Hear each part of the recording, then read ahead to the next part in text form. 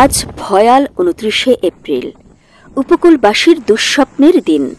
১৯৯১ সালের এই দিনে স্মরণকালের প্রলয়ঙ্কারী ঘূর্ণিঝড় ও জলোচ্ছ্বাসে ধ্বংসযজ্ঞে পরিণত হয় কক্সবাজারের উপকূলীয় অঞ্চল। দুঃসহ স্মৃতি আজও ভুলতে পারেননি স্বজনহারা মানুষ। বাংলাদেশের চট্টগ্রাম কক্সবাজার উপকূলের মানুষের জন্য ছিল এক ভয়ানক রাত। রাত প্রায় ১২টা নাগাদ উপকূলে আছড়ে পড়ে হ্যারিকেন শক্তিসম্পন্ন প্রবল এক ঘূর্ণিঝড়, যার বাতাসের গতিবেগ ছিল ঘণ্টায় ২৪০ কিলোমিটার, আর সেই সাথে ২০ ফুট উচ্চতায় জলোচ্ছ্বাস। বিকেল থেকে বইতে থাকা দমকা বাতাস প্রবল এক ঝড়ের আভাস দিচ্ছিল। প্রবল ঘূর্ণিঝড় আঘাত হানার ৭ দিন আগে এটি এক ধরনের লঘুচাপ ছিল, যেটি বঙ্গোপসাগরে প্রায়ই সৃষ্টি হয়। শক্তিশালী সেই ঘূর্ণিঝড়ে প্রায় ১,৩৮,০০০ মানুষ মারা যায়। ধ্বংসযজ্ঞের চিহ্ন রেখে যায় চট্টগ্রাম কক্সবাজারের সেই বিস্তীর্ণ উপকূল জুড়ে। এ ঘটনার ৩৪ বছর পার হলেও এখনো নির্মিত হয়নি টেকসই ও স্থায়ী বেড়িবাঁধ। এই বেড়িবাঁধটি আমাদের কক্সবাজারের মধ্যে কুতুবদিয়া একটি প্রাচীন দ্বীপ। এই দ্বীপকে রক্ষা করতে হলে সরকারকে অবশ্যই এইটার অগ্রাধিকার দিয়ে আমাদের এই বেড়িবাঁধটি নির্মাণ করতে হবে। আমরা প্রত্যাশা করি সরকারের যিনি এখন প্রধান জনাব ডক্টর মোহাম্মদ ইউনূস সাহেব যদি একটু সুদৃষ্টি দেন, তাহলেই আমাদের এই টেকসই একটি বেড়িবাঁধ নির্মাণ করতে পারবেন। আমরা সরকারের কাছে এটাই প্রত্যাশা করি। আমরা আগামী ২৯শে এপ্রিলকে সামনে রেখে সরকারের কাছে, মাননীয় উপদেষ্টার কাছে আমরা কুতুবদিয়াবাসী এবং কক্সবাজারের অন্যান্য উপকূলীয় এলাকার মানুষের পক্ষ থেকে দাবি জানাতে চাই যে এখানে টেকসই বেড়িবাঁধ যাতে নির্মাণ করা হয়, যাতে খুব সহজেই জলোচ্ছ্বাস হলে শত শত মানুষ, হাজার হাজার মানুষ ক্ষতিগ্রস্ত না হয় এবং মৃত্যুর মুখে না। ঘূর্ণিঝড়ের পরে কুতুবদিয়ার আয়তন ছিল ৬০ বর্গ কিলোমিটার, তো সেটি ভাঙতে ভাঙতে এখন ৩৫ থেকে ৪০ বর্গ কিলোমিটারের মধ্যে চলে এসেছে।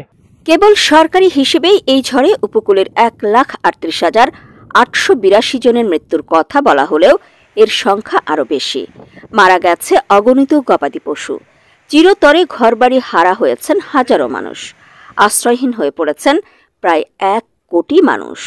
এই ঘূর্ণিঝড়ে যে শুধু মানুষের প্রাণহানি এবং বাড়িঘর ধ্বংস হয়েছিল তা নয়, ব্যাপক ক্ষয়ক্ষতি হয়েছিল বিভিন্ন অবকাঠামো এবং যন্ত্রপাতির। তৎকালীন ঘরহারা এই মানুষগুলোর প্রায় ১,৫০,০০০ এখন অবস্থান করছেন শহরের ১ নম্বর ওয়ার্ড ও খুরুশকুলের আশ্রয়ণ প্রকল্পে। বছর ঘুরে দিনটি আসলে সেই স্মৃতিতে এখনো আটকে ওঠেন স্বজনহারা সেই মানুষগুলো। সেই থেকে কুতুবদিয়াবাসীর একটাই দাবি, টেকসই বেড়িবাঁধ, যার অভাবে সংকীর্ণ হয়ে পাহাড় শূন্য প্রাচীন এই দ্বীপ।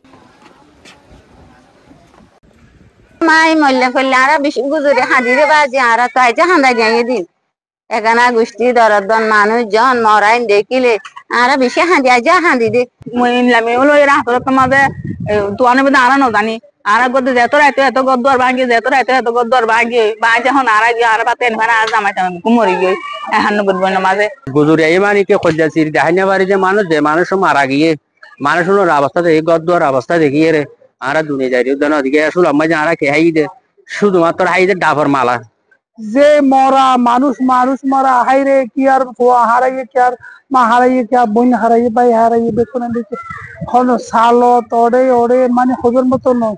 পানি উন্নয়ন বিভাগের কর্মকর্তার সাথে কথা বলে জানা গেছে, ৬০-এর দশকের পর থেকে স্থায়ী কোনো বেড়িবাঁধ নির্মিত হয়নি। মেরামতের মধ্য দিয়ে চলছে বাঁধ রক্ষা। তবে সম্প্রতি সংশ্লিষ্ট দপ্তরে দেওয়া প্রস্তাবনা বাস্তবায়ন হলে দুঃখ মুছবে ক্ষতিগ্রস্ত উপকূলবাসীর।